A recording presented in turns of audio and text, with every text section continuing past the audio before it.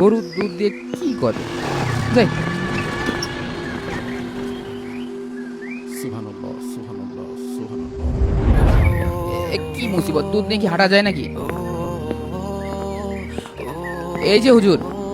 ভালো, এবার ঠিক আছে। যাক হুজুর, এইবার বলেন তো এই দুধ দিয়ে কি করবেন? তোমার উত্তর এখানেই আছে বাবা। মানে? আমার সাথে মসজিদে চলো। তবে মনে রেখো, এক ফোঁটা দুধ যেন এই গ্লাস থেকে নিচে না পড়ে। যদি পড়ে তাহলে তোমার প্রশ্নের উত্তর পাবে না।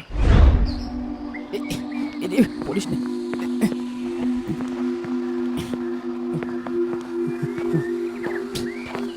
হুজুর, এইভাবে কি দুধ নিয়ে যাওয়া যায় নাকি? দুধ তো পড়ে যাবে। চুপচাপ আমার সাথে আসো।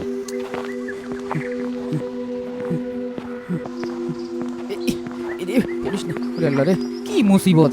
এই হুজুরটা কি করছে আমি তো কিছুই বুঝতে পারছি না। হুজুর, মসজিদ আর কত দূর? এই মোড়টা পার হলেই মসজিদ।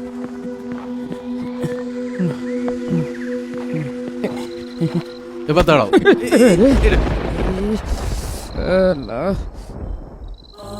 তুমি যে বাসা থেকে মসজিদ পর্যন্ত আমার সাথে আসলে, তোমার পাশ দিয়ে কতজন লোক গিয়েছে তুমি কি খেয়াল করেছো?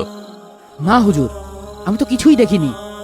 তোমার পাশ দিয়ে কতজন সুন্দরী, কতজন কিশোরী, তারা শাড়ি পরা ছিল না বোরকা পরা ছিল, তুমি কি খেয়াল করেছো?